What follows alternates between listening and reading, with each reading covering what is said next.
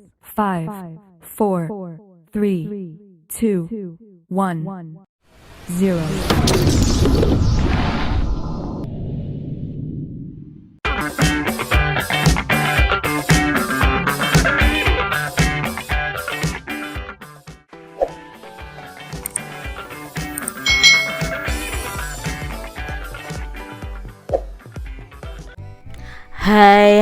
Hai, selamat datang di channel YouTube Kak Citra. Apa kabar adik-adik semuanya? Kak Citra berharap kalian dalam keadaan yang baik, sehat, dan siap untuk belajar ya. Hari ini kita akan belajar bersama-sama untuk mata pelajaran tematik kelas 5. Kita belajar di tema 9, benda-benda di sekitar kita, subtema 3, manusia dan benda di lingkungannya, pembelajaran yang ketiga. Mari adik-adik kita belajar dengan penuh semangat ya. Adik-adik perhatikan gambar berikut ini. Minggu pagi, Edo sedang membersihkan halaman depan rumahnya yang kotor. Tiba-tiba datang penjual koran langganan ayahnya memberikan sebuah koran kepada Edo. Edo menerima koran tersebut dan melihatnya sekilas sebelum diserahkan kepada ayahnya. Berita utama pagi itu telah terjadi pertengkaran antar warga yang dipicu oleh persaingan dagang. Edo sengaja tidak langsung memberikan koran pada ayahnya. Ia melihat-lihat koran yang baru saja diterimanya dari penjual koran. Tak sengaja pandangannya itu tertuju pada sebuah iklan. Ia teringat dengan pembelajaran bahasa Indonesia di sekolah beberapa hari yang lalu. Pembelajaran tersebut membahas tentang iklan di media cetak. Iklan apa ya yang dilihat Edo? Mari kita lihat bersama-sama adik-adik, iklan apa sih yang dilihat oleh Edo. Nah, perhatikan iklan yang dilihat oleh Edo pada koran tersebut adik-adik. Jadi ini iklan yang dilihat Edo. Ada iklan pasta gigi. Nah, di sini ya. Iklan pasta giginya itu adalah Gigiden ya. Ini ada gambarnya, lalu ada kalimat iklannya ya. Iklan tersebut berisi tentang penawaran sebuah produk pasta gigi yang bermerek Gigiden. Nah, pasta gigi tersebut berfungsi mengurangi rasa ngilu pada gigi hanya dalam waktu 30 detik setelah pemakaian. Pasta gigi tersebut juga melindungi gigi agar bebas dari rasa ngilu lebih lama. Ini adalah isi dari iklan yang dilihat Edo di koran tadi adik-adik. Edo selesai melihat-lihat koran. Kemudian ia segera menyerahkan koran tersebut kepada ayahnya dan kembali ke halaman. Edo bergegas membersihkan halaman hingga selesai. Setelah itu Edo mencuci kaki dan tangan, kemudian menuju ruang belajarnya. Ia ingin melanjutkan belajar tentang materi iklan yang beberapa hari sebelumnya telah ia pelajari di sekolah. Ayo adik-adik kita simak materi iklan yang dipelajari Edo selanjutnya. Adik-adik, berdasarkan isinya, iklan itu dapat dibedakan menjadi 3 jenis. Apa saja ya? Nah, yuk kita pelajari. Iklan yang pertama adalah iklan pengumuman atau iklan pemberitahuan ya. Iklan pengumuman atau iklan pemberitahuan adalah iklan yang bertujuan menarik perhatian khalayak umum tentang suatu hal. Nah, misalnya ada iklan duka cita. Berikut adalah contoh iklan pemberitahuan pada media cetak. Nah, di sini biasanya ada iklan duka cita itu tertera di koran-koran begitu adik-adik ya. Ini adalah contoh dari iklan pengumuman atau iklan pemberitahuan. Lalu jenis iklan yang kedua itu ada iklan penawaran atau disebut juga dengan iklan niaga. Nah, iklan penawaran yaitu iklan yang bertujuan menawarkan sesuatu. Misalnya nih iklan barang ya, ini contohnya iklan ini menawarkan untuk menikmati paket burger super dengan harga Rp30.000. Jadi kalau iklan itu menawarkan suatu barang atau jasa, itu termasuk dalam iklan penawaran. Yang ketiga, ini ada iklan layanan masyarakat. Nah, iklan layanan masyarakat yaitu iklan yang bertujuan untuk memberikan penerangan tentang suatu hal. Misalnya, larangan untuk menggunakan narkoba, larangan merokok di tempat umum, dan lain-lain. Ini adalah gambar contoh iklan layanan masyarakat. Jadi itu tadi 3 jenis iklan adik-adik. Nah, adik-adik coba perhatikan gambar berikut. Amati iklan yang terdapat dalam sebuah majalah berikut ini adik-adik. Nah, jenis iklan apakah pada gambar ini dan apa informasi penting dalam iklan tersebut? Nah, adik-adik di sini termasuk dalam iklan layanan masyarakat. Nah, di sini informasi-informasi penting yang terdapat dalam iklan adalah mengajak masyarakat untuk menjaga persatuan dan kesatuan. Jadi di sini kan ada ya, marilah kita memperkokoh persatuan dan kesatuan untuk meneruskan pembangunan nasional. Nah, masyarakat ini dihimbau untuk hindari sesuatu yang bisa menimbulkan hilangnya rasa persatuan dan kesatuan. Jadi di sini ya, ini termasuk dalam iklan layanan masyarakat. Iklan di atas itu memberitahukan kepada masyarakat bahwa menjaga persatuan dan kesatuan itu merupakan hal yang sangat penting adik-adik bagi keberlanjutan pembangunan. Oleh karena itu, hindari perbuatan yang dapat menimbulkan hilangnya rasa persatuan dan kesatuan. Nah, dalam kehidupan sehari-hari, terapkan sikap dan perilaku untuk saling toleransi antar sesama, lalu saling menghargai, tidak ingin menang sendiri, lalu kita harus menghormati orang lain dan selalu rukun. Nah, adik-adik coba bayangkan apa yang terjadi jika tidak ada persatuan dan kesatuan di masyarakat. Tentu akan terjadi perpecahan adik-adik yang menyebabkan kehidupan kita terganggu dan tidak nyaman. Jadi mari kita jaga persatuan di sekitar kita adik-adik. Adik-adik coba identifikasi peristiwa-peristiwa yang tidak mempedulikan persatuan dan kesatuan yang terjadi di masyarakat. Contohnya nih adik-adik ya, peristiwa yang tidak mempedulikan persatuan dan kesatuan. Misalnya, enggan menengok tetangga yang sakit atau terkena musibah. Enggan itu tidak mau adik-adik bergaul dengan tetangga yang tidak satu suku, lalu mendiskriminasi terhadap seseorang berdasarkan suku, ras, dan lain sebagainya. Berikutnya, tidak aktif dalam kegiatan kerja bakti atau gotong royong kebersihan dan ronda keliling. Dan yang contoh peristiwa yang tidak mempedulikan persatuan dan kesatuan adalah memaksakan pendapat kita kepada orang lain. Jadi peristiwa-peristiwa ini jangan kita lakukan ya adik-adik, karena ini tidak mempedulikan persatuan. Adik-adik, jelaskan akibat yang akan terjadi dari peristiwa tersebut. Nah, akibat yang akan terjadi yang pertama pasti akan kurang silaturahmi atau rasa persaudaraan kita antar warga itu berkurang adik-adik. Berikutnya, mengutamakan kepentingan golongan maupun suku masing-masing, tidak mengutamakan kepentingan bersama. Itu akibat kalau kita mendiskriminasi atau enggan bergaul dengan orang-orang yang berbeda suku, lalu bisa mengakibatkan terjadinya perselisihan dan permusuhan. Tidak ada kerjasama yang terjalin antar warga masyarakat dan terjadinya pelanggaran hak orang lain. Adik-adik, buatlah laporan hasil diskusi. Nah, kalian kalau sudah masuk sekolah bisa kalian presentasikan di depan kelas kalian masing-masing. Misalnya laporan hasil diskusinya seperti ini. Persatuan dan kesatuan itu seharusnya tetap dijaga dan dipertahankan demi keberlanjutan pembangunan bangsa.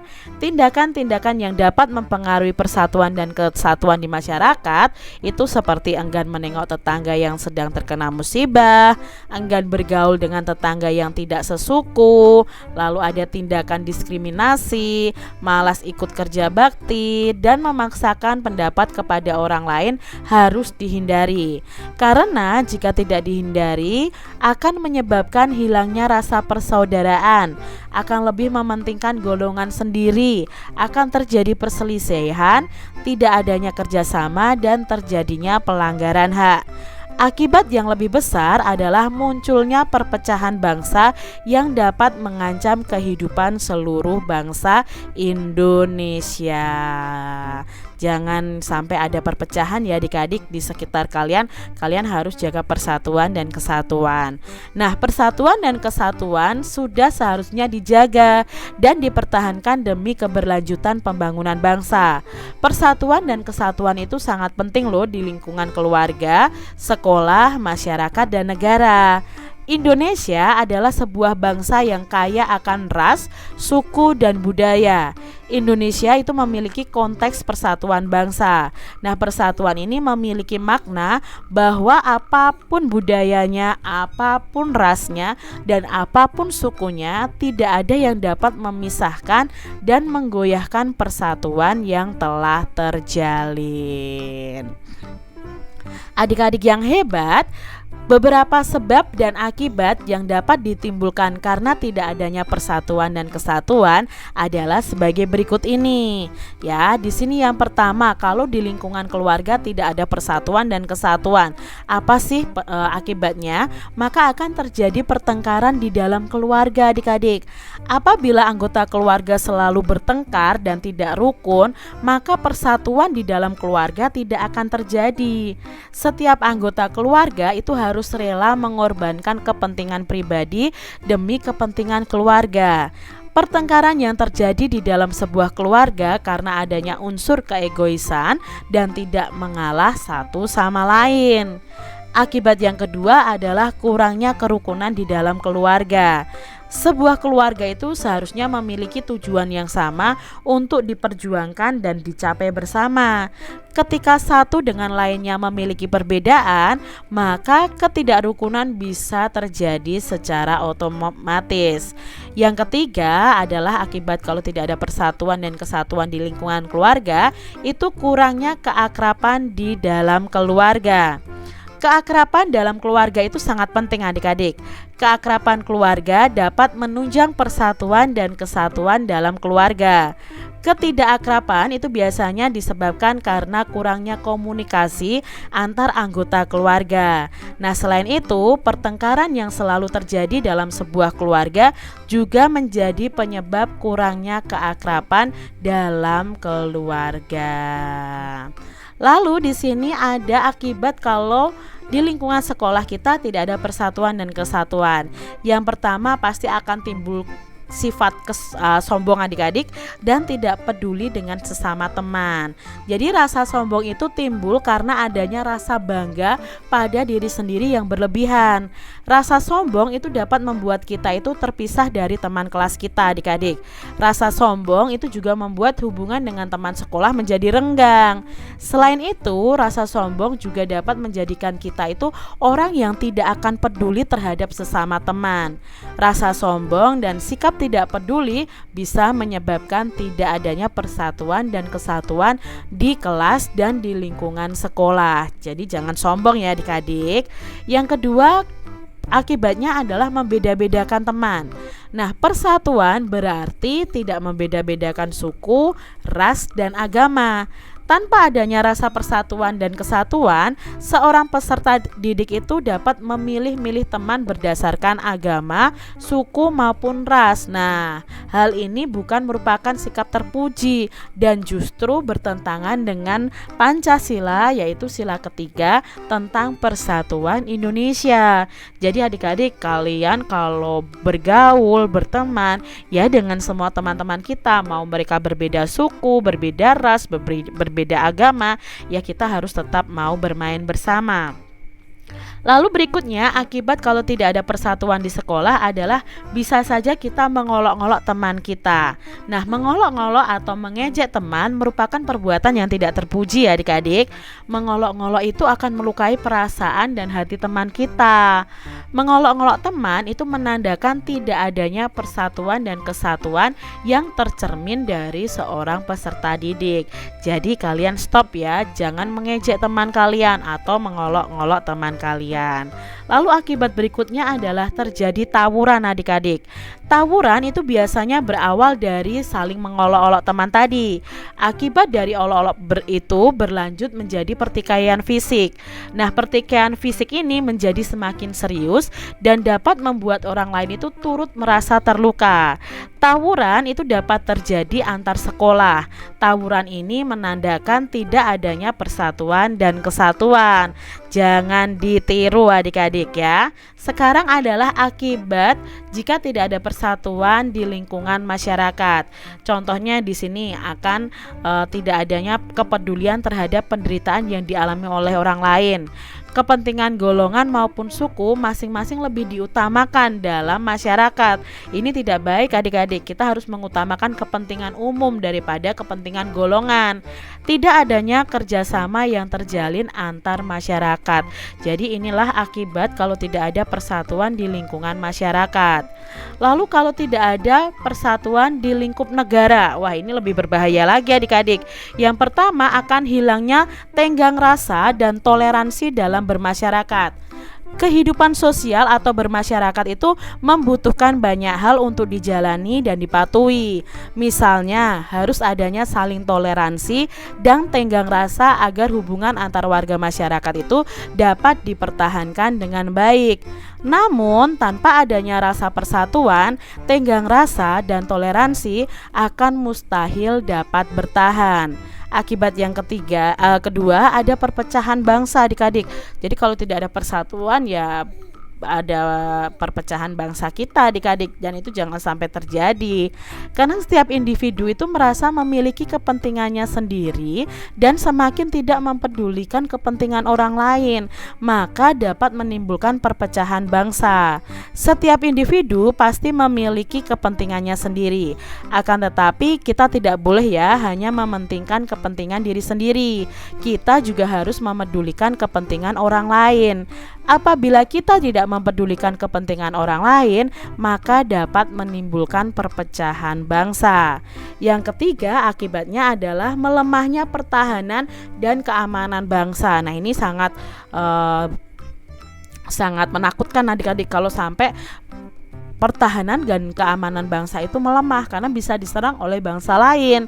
Salah satu penyebab melemahnya pertahanan dan keamanan bangsa itu karena rakyat yang tidak bersatu. Ketika rakyat tidak lagi bersatu, serangan dari luar akan mudah masuk ke tanah air kita. Serangan dari luar ini juga dapat memberikan pengaruh buruk bagi masyarakat. Nah, itu tadi adik-adik akibat kalau tidak ada persatuan dan kesatuan dari lingkup keluarga sampai lingkup negara. Ternyata dampaknya sangat besar ya adik-adik ya.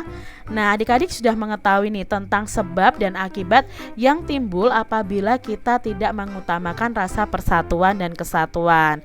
Untuk melatih pemahaman kalian, lakukan latihan berikut ini. Nah, kita akan menjawab pertanyaan yang ada nih adik-adik. Indonesia sebagai sebuah bangsa yang kaya akan ras, suku, dan budaya memiliki konteks persatuan bangsa. Jelaskan makna persatuan tersebut adik-adik. Nah, Indonesia sebagai sebuah bangsa yang kaya akan ras, suku, dan budaya memiliki konteks persatuan, di mana persatuan ini memiliki makna bahwa apapun budayanya, apapun rasnya, apapun sukunya, tidak ada yang dapat memisahkan dan menggoyahkan persatuan yang telah terjalin. Lalu sebutkan akibat yang akan timbul apabila tidak mengutamakan persatuan dan kesatuan dalam lingkungan keluarga. Tadi sudah disebutkan ya adik-adik ya, akibatnya apa? Ya terjadi pertengkaran dalam keluarga, kurangnya kerukunan dalam keluarga, dan kurangnya keakraban dalam keluarga. Sebutkan akibat yang akan timbul apabila tidak mengutamakan persatuan di lingkungan sekolah. Nah, tadi yang akibat yang akan timbul adalah ada sifat sombong dan tidak peduli dengan sesama teman.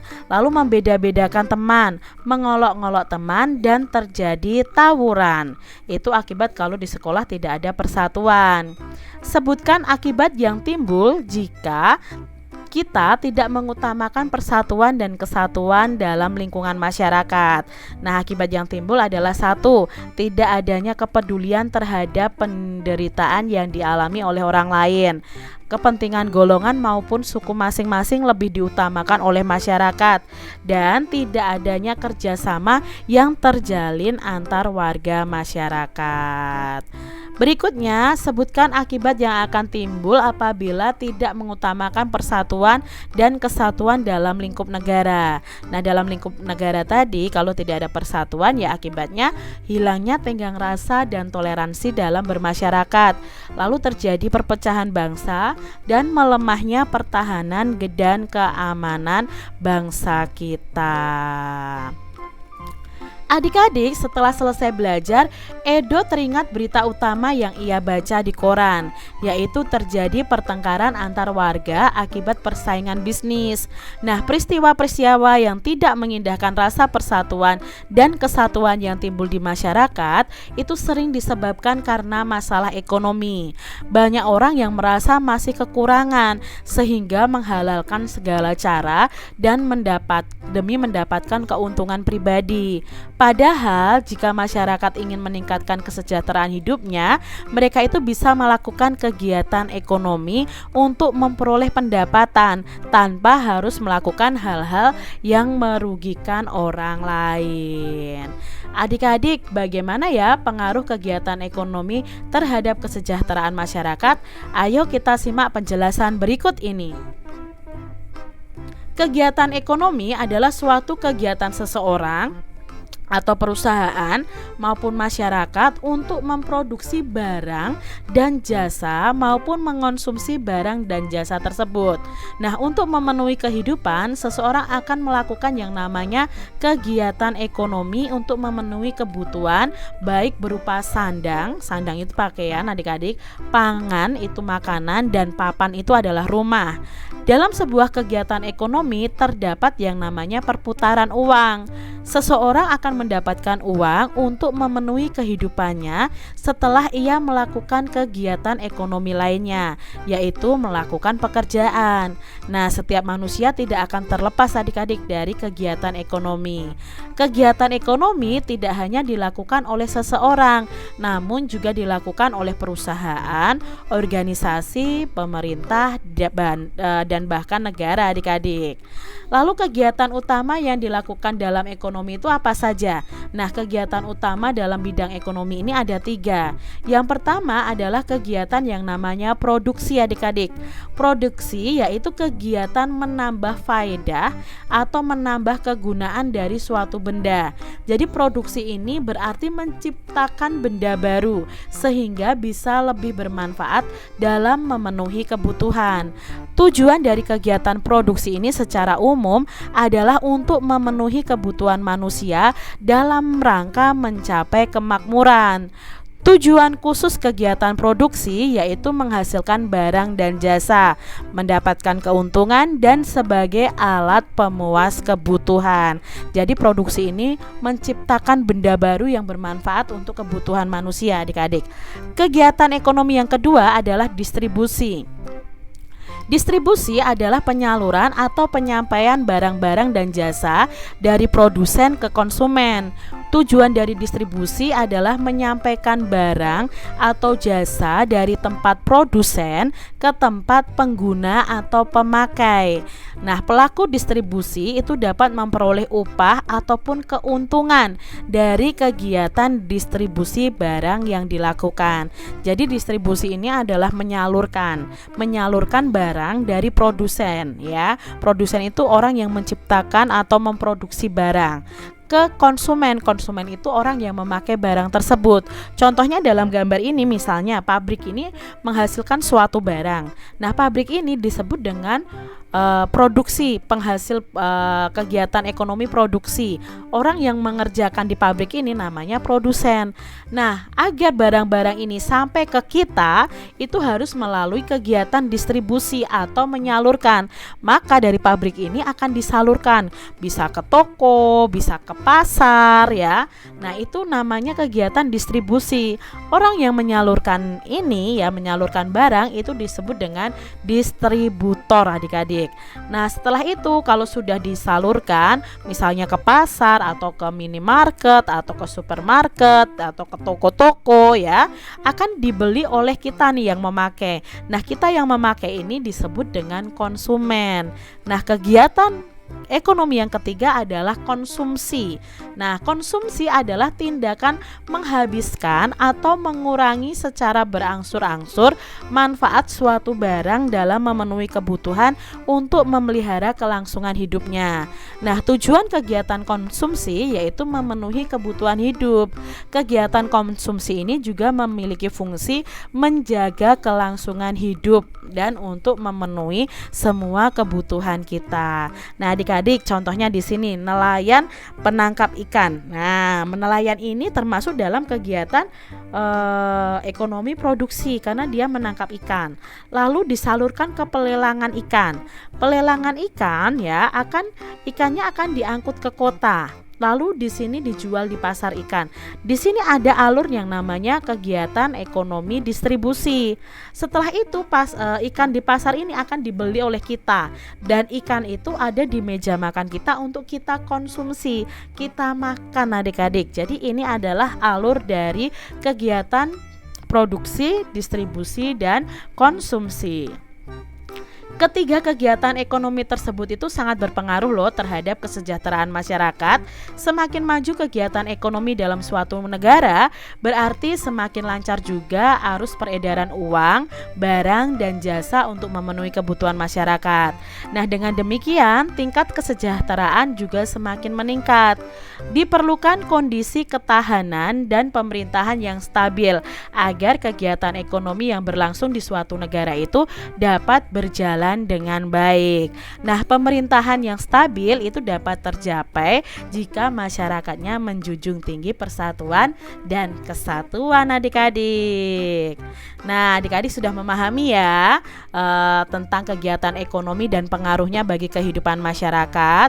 Untuk mengembangkan keterampilan berpikir kalian bisa membuat mind map atau peta pikiran dari materi yang kalian pelajari tadi. Nah, mind map ini dapat ditulis pada kertas manila atau kertas asturo atau kertas karton adik-adik. Kalian bebas berkreasi menggunakan spidol ya.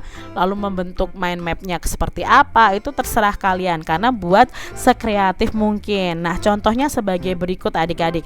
Ini adalah mind map tentang kegiatan ekonomi tadi. Ya, kegiatan ekonomi tadi kan dibagi menjadi 3 yaitu produksi, distribusi dan konsumsi. Nah, kalian bisa buat mind map seperti ini. Adik-adik, kesejahteraan masyarakat akan tercapai loh jika kegiatan ekonomi itu berlangsung stabil dan lancar. Tingginya kegiatan ekonomi akan semakin meningkatkan kesejahteraan masyarakat. Apa yang akan terjadi jika kegiatan ekonomi tidak berjalan dengan baik? Ya, kalau kegiatan ekonomi tidak berjalan dengan baik, ya otomatis kita tidak bisa memenuhi kebutuhan kita. Bagaimana pengaruhnya terhadap tingkat kesejahteraan masyarakat? Tentunya akan sangat berpengaruh untuk kesejahteraan masyarakat karena masyarakat tidak akan bisa memenuhi kebutuhannya kalau kegiatan ekonominya tidak stabil dan lancar. Nah, adik-adik, kalian bisa membuat laporan hasil diskusinya seperti ini. Jadi kalian bisa uraikan nih tentang kegiatan ekonomi dalam rangka memenuhi kebutuhan hidup manusia. Nah, jika kegiatan ekonomi itu tidak berjalan dengan baik, tentu akan berakibat pada kelangsungan hidup seseorang. Nah, kehidupan masing-masing individu akan terganggu sehingga tidak ada kenyamanan dalam hidup. Tiap individu akan selalu berusaha agar kebutuhan bisa bisa terpenuhi bahkan dengan berbagai cara. Nah, akibatnya adalah bisa saja dilanggarnya norma-norma atau nilai-nilai yang ada di masyarakat. Tidak seimbangnya antara hak dan kewajiban yang pada akhirnya akan menimbulkan masalah-masalah sosial di masyarakat. Saat masalah-masalah sosial ini makin merebak di masyarakat, maka sulit bagi masyarakat untuk mencapai kesejahteraan yang diinginkan, yang pada akhirnya malah bisa merusak persatuan dan kesatuan. Demikian tadi adik-adik pembahasan kita di tema 9 subtema 3 pembelajaran yang ketiga. Mungkin agak banyak ya adik-adik ya, karena materinya memang banyak di buku ya. Jadi kalian mohon dimengerti bahwa Kak Citra sudah menjelaskan supaya kalian memahami apa yang menjadi materi di pembelajaran 3 ini. Demikian dulu pembahasan kita di video kali ini. Sampai jumpa lagi di video pembelajaran Kak Citra selanjutnya. Tuhan memberkati. Jangan lupa tekan tombol subscribe, lalu tekan loncengnya, tekan juga tombol like, lalu share ke media sosial kalian. Jangan lupa untuk ikuti media sosial Kak Citra. Terima kasih.